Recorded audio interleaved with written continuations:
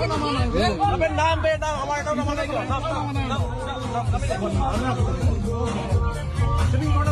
chief magistrate বুলি দিব ওলাইছিলে যে এতিয়াই